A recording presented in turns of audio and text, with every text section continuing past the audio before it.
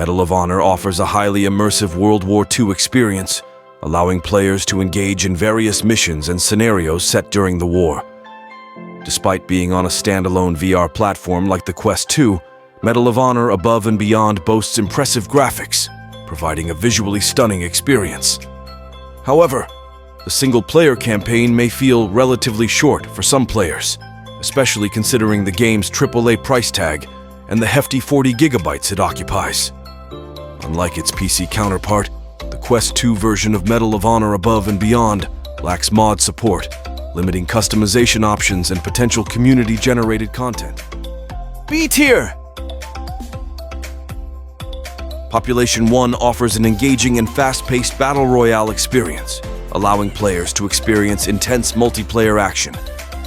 Unlike traditional battle royale games, Population 1 introduces verticality to the gameplay, with the ability to climb and fly, adding a new dimension to combat strategy. As with many VR games, some players may experience motion sickness while playing Population 1, particularly during fast-paced movement or intense combat situations. Depending on the player's VR setup, they may encounter hardware limitations such as lower graphical fidelity or performance issues, impacting their overall experience. Fortnite in VR, A tier. Thrill of the Fight offers a realistic boxing experience in virtual reality, allowing players to engage in intense one-on-one fights against AI opponents. The game provides a great workout, as players must physically punch, dodge, and weave to defeat their opponents, making it a fun and immersive way to stay active. While the core boxing gameplay is solid, Thrill of the Fight lacks variety in terms of opponents, arenas, and game modes, which may lead to repetition over time.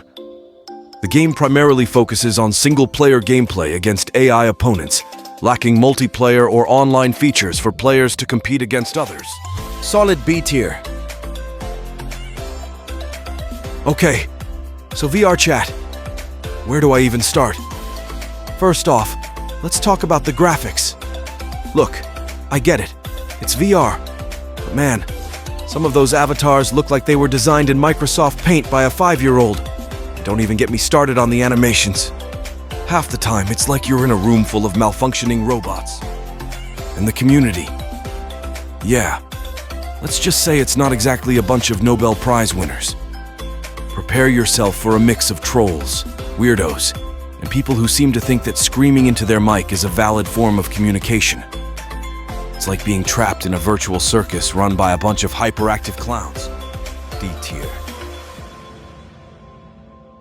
Contactors VR is the real deal. It's tight, it's responsive, and it's oh so satisfying. From pistols to assault rifles to sniper rifles, each weapon feels distinct and packs a punch. And the best part? You can customize your loadout to suit your playstyle. So whether you're a run-and-gun Rambo or a stealthy sniper, Contactors has you covered. One of the key highlights of this game is the built-in mod menu, with the ability to install and manage various mods created by the game's community. These mods can range from simple tweaks and adjustments to more substantial additions such as new weapons, maps, game modes, and even visual enhancements. This game? Definitely S tier. Vader Immortal tries to weave a tale worthy of the Star Wars legacy. But let's be real here. It's not exactly going to win any Oscars. The plot feels a bit thin at times, and the dialogue can be downright cheesy. But hey, it's Star Wars, so we'll cut it some slack. As for the gameplay, it's fine. You'll spend most of your time solving puzzles and smacking around droids with your lightsaber, which is fun for a while but can get repetitive after a bit. And while the game does offer some replay value with its dojo mode, it's not exactly going to keep you coming back for more. B tier. Epic roller coasters might have been one of our first VR experiences, but you know what? It's still a blast. There's something undeniably exhilarating about strapping on a VR headset and feeling the rush of speeding down a virtual coaster. Just for that, S tier. Swinging those lightsabers to the beat of the music feels incredibly satisfying, like you're channeling your inner Jedi while also grooving to some sick beats. And with a wide variety of songs and difficulty levels to choose from, There's always a new challenge waiting for you. But it's not just about the gameplay. Beat Saber is a full-on sensory experience.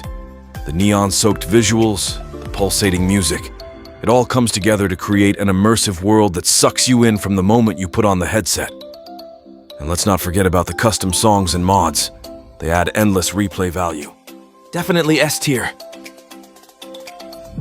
Arizona Sunshine is a wild ride from start to finish, with plenty of twists, turns, and heart-pounding moments along the way. Plus, the co-op mode adds even more replay value, allowing you to team up with friends and take on the zombie hordes together. However, the locomotion system can be a bit wonky at times, and the AI isn't exactly the sharpest tool in the shed. But overall, it's a great purchase. A tier. The Red Matter devs knocked it out of the park with the visuals. I mean, seriously, this game is stunning. From the intricate details of the environment to the realistic lighting and effects, every inch of Red Matter feels like it was crafted with care and attention to detail. It's like stepping into a sci-fi movie. But the gameplay is as insane as the graphics. So hats off to the devs for this masterpiece. A tier. Superhot is all about making you feel like a superhero, and it nails it. From throwing objects at enemies to dodging bullets. Matrix style, every moment is packed with adrenaline-pumping excitement. With a variety of levels, challenges, and endless mode to tackle, there's always something new to try in Superhot. Plus, the community-created content adds even more longevity to the game, ensuring that you'll be coming back for more long after you've beaten the main campaign. A tier. Beat Arena VR? More like a sorry knockoff of Beat Saber. Clunky gameplay, messy graphics, and zero originality makes this one a hard pass. Stick to the real deal and leave this wannabe in the garbage bin where it belongs. 100% F tier.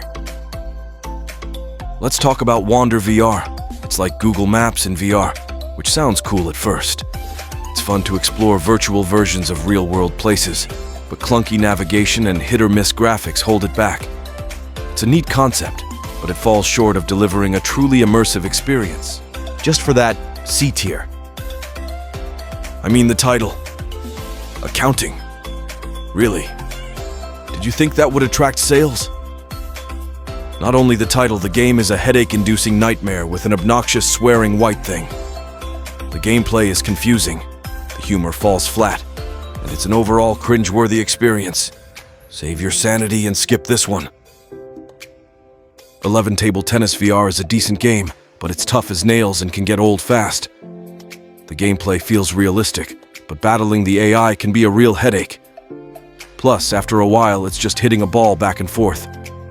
If you're a table tennis fanatic up for a challenge, give it a shot. Otherwise, you might want to pass. Dash World VR offers a fun and colorful kart racing experience in virtual reality. The gameplay mechanics are solid, and the tracks are well designed with plenty of twists and turns to keep you on your toes. However, it lacks the depth and polish of some other kart racing games, and the online multiplayer can be hit or miss in terms of player population. Overall, it's a decent option for VR racing fans looking for some casual fun, but don't expect it to revolutionize the genre. C tier.